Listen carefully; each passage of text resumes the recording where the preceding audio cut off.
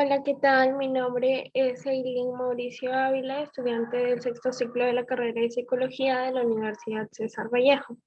El día de hoy vamos a hablar acerca de las aplicaciones pavlovianas que tiene como figura máxima referente a Iván Pavlov, que en 1920 descubre este condicionamiento clásico del que hoy podemos hablar. Bien, para esto es importante conocer cómo es que se da el condicionamiento clásico y para esto tenemos de ejemplo el gran experimento que realizó Pavlov con unos perros al condicionarlos a través del sonido de un silbato. Vamos a ver. Por ejemplo, él descubre que el estímulo incondicionado para que un perro salivara es mostrarles o ofrecerles comida. El estímulo incondicionado sería la comida y la respuesta incondicionada es la automática salivación del perro al verse frente a la comida.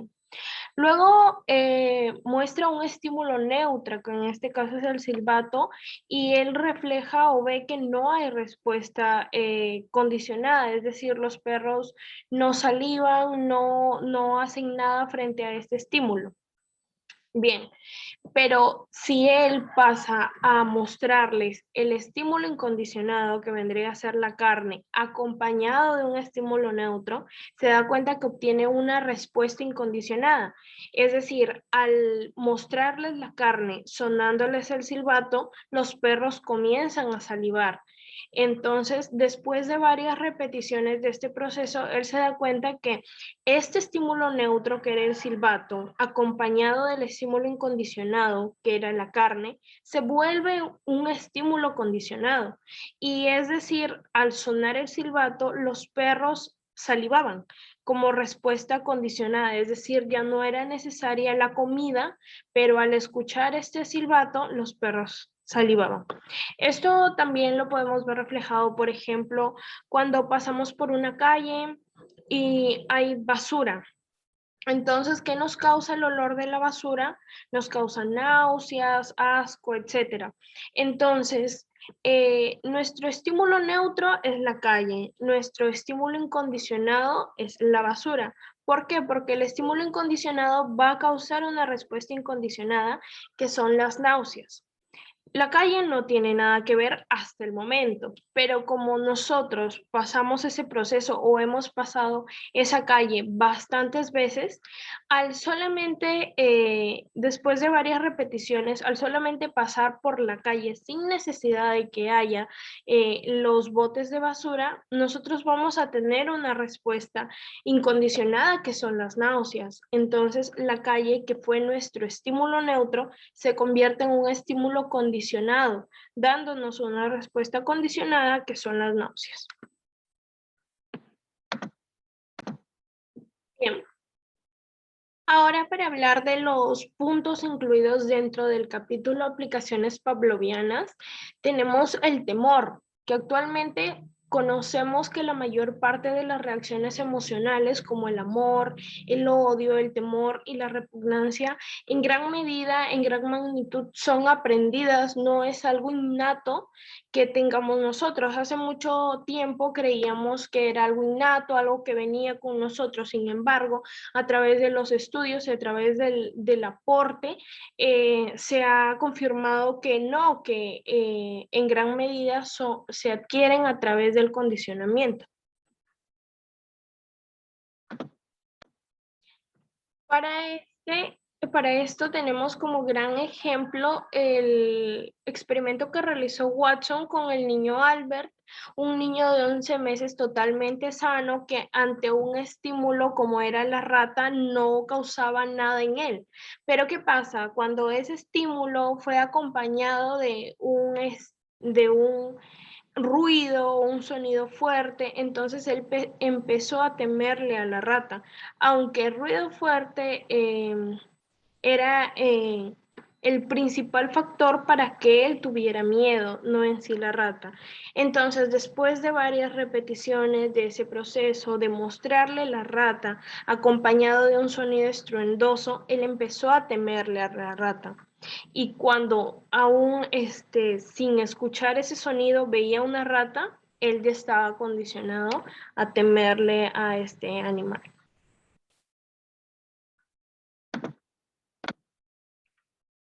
¿Qué quiere decir esto? Que nosotros aprendemos, que nosotros empezamos o podemos temerle a algo no por el simple objeto en sí, sino porque ha habido una situación desagradable que ha acompañado ese suceso.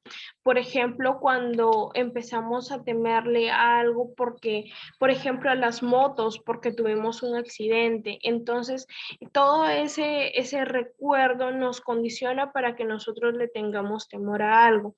Recordemos que el temor, como lo mencioné anteriormente, no es innato y se adquiere a través del condicionamiento.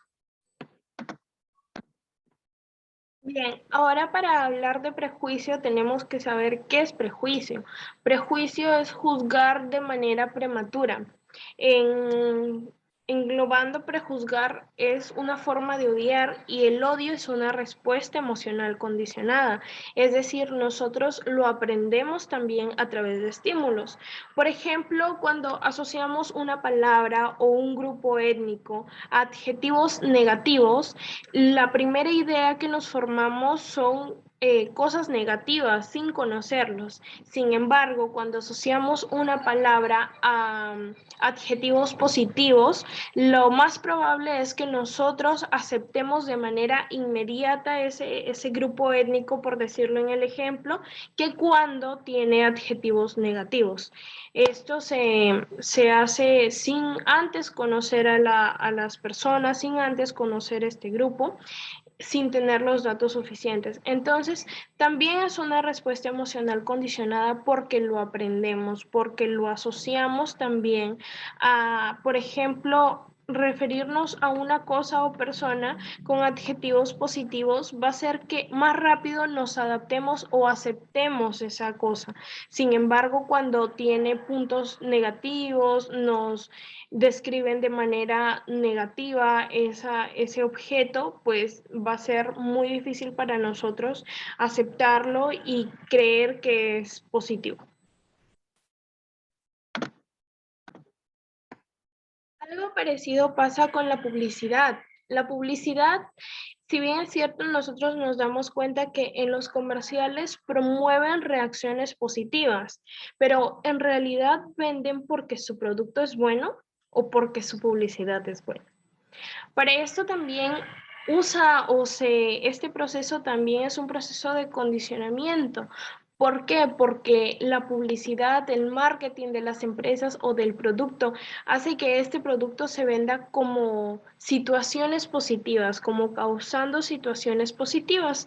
Por ejemplo, al tomar una cerveza o en el comercial de una cerveza, te muestran momentos agradables compartiendo con las personas más cercanas de tu entorno tomando una cerveza, pero no te muestran los daños que pueden causar la cerveza, no te muestran que puede llevar a una dependencia al alcohol, no te muestran las brechas negativas porque el objetivo es que tú sientas que eso es positivo y de manera más rápida lo adquieras.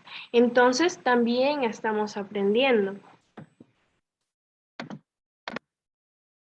También nos estamos condicionando porque al ver más puntos positivos que negativos del producto en sí, nosotros vamos a querer adquirirlo.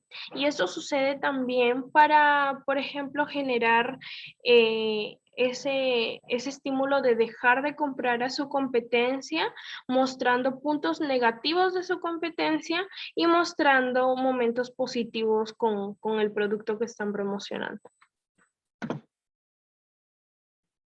Tenemos también lo que es la excitación sexual. La excitación sexual está más relacionada en condicionamiento con lo que es el masoquismo y todas esas prácticas un poco extrañas, por decirlo así, que generan algunas personas. Por ejemplo, al relacionar experiencias dolorosas mediante el momento de estimulación sexual, dejan de perder su impacto negativo. Es decir, si por ejemplo relacionamos un golpe, una cachetada con ese momento de estimulación sexual, eso puede dejar de convertirse en algo negativo para volverse sexualmente excitante. Es así lo que pasa también con las ideas que tienen algunas personas por vestirse de alguien que no es de su mismo sexo. Por ejemplo, un hombre que se viste de mujer, que se siente sexualmente excitado cuando se viste de mujer, pero esto es porque ya lo ha causado tantas veces que pues ya se convierte en un condicionamiento. ¿Qué pasa? Que aquí en excitación sexual, que puede haber un contracondicionamiento. ¿Y a qué le llamamos contracondicionamiento? El contracondicionamiento es como resarcir el condicionamiento que ya se ha formado. Por decir, nos muestra un ejemplo cuando al causarnos o en una persona que le gusta vestirse del sexo opuesto, le mostraban una foto o un espejo de esta persona, en este caso un hombre vestido de mujer, y en ese mismo había un estímulo que causaba náuseas. Entonces fue repetidamente ese procedimiento, le mostraban el espejo viéndose él de mujer y un estímulo que le causaba náuseas. Tras varias repeticiones y la persona saber que al verse de mujer le causaba náuseas porque ya se estaba condicionando, pues dejó de hacerlo. Y pues no apareció muchos años después, no apareció de nuevo. También tenemos la aversión al sabor. Las aversiones generalmente implican alimentos con los que las personas habían tenido relativamente poca experiencia antes de enfermarse. Por ejemplo, es más probable que te enfermes con una comida que recién has probado al menú de todos los días que comes en tu casa. Entonces, ¿qué hacemos? Nosotros relacionamos no por el alimento, sino por la experiencia que hemos tenido. Por ejemplo, si comemos un dulce y nos agripamos, nosotros tendemos o se tiende a relacionar el haber comido el dulce con habernos agripado. Sin embargo, sabemos que eso no tiene nada que ver. Es así que pasa con los alimentos nuevos, con todo lo que tiene que ver con aversión al sabor, que es esto. Por último, tenemos la función inmunológica. Y las reacciones alérgicas no se ocasionan generalmente por reacciones genéticas. A veces, por ejemplo, a recordar un alimento o algo que nos haya producido alergia en una situación pasada.